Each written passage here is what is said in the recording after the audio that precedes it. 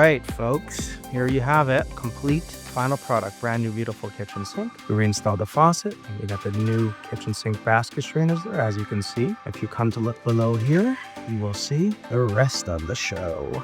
You will see kitchen drain has been fully rebuilt with brand new kitchen sink basket strainers. We ended up replacing the valve stem because the hot valve was leaking. We're going to do a quick cleanup and be good to go.